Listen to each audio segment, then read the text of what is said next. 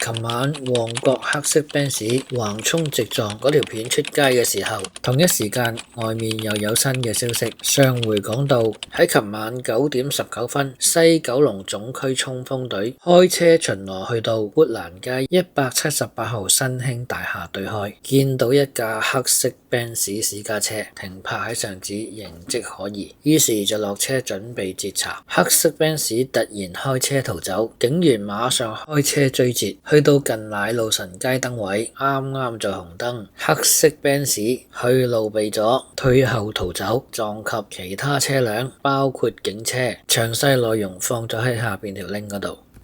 各位朋友大家好啊，歡迎嚟到門前直樹嘅頻道。啱聽啱睇嘅朋友記得分享、點讚、留言、訂閱，仲有記得撳埋個鐘仔。